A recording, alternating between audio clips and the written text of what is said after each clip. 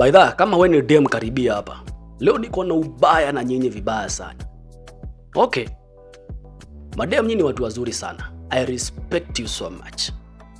But there is a portion of some ladies. Utapata dem ana date. Ame date either for days, weeks, months, ama years. So, imefika to a place ameachana na mtu wake. After ameachana utaanza kusikia the lady akisema, "Oh, umenitumia ukaniacha. Oh, umenitumia ukaniacha." How did I misuse you? Kama hiyo ndio Kiingereza correct.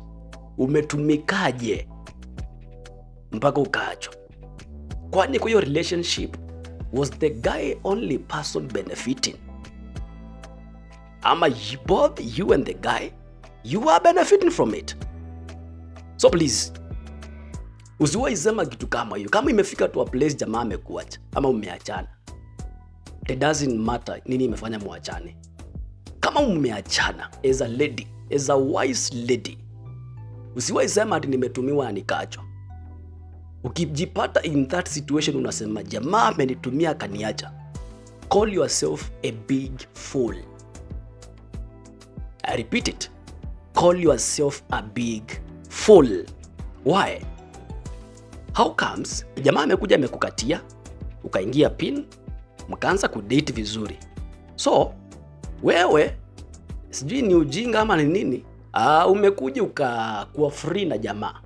Mpaka ukakubali kulala na yeye, kufanya what you did, I don't know. I'm just assuming. Then ikafika mahali either jamaa akabweka na wewe ama nini, I don't know. Then mkaachana. Then unaanza kusema nimetumiwa, nimeachwa. What is that? Si ulikuwa una enjoy ukifanya hivyo? Yeye alikuwa ana enjoy. So both of you mlikuwa mnatumiana vibaya. That is the point. Mlikuwa mnatumiana. Never say nimetumiwa vibaya na nikaachwa. Because utakuwa mjinga wa kwanza na wa mwisho. Am I speaking sense? Okay, let me come to you men. Majamaa wenzangu. This does not give you the audacity kufanya mademu hivyo. Kama unajua au na ama you are not genuine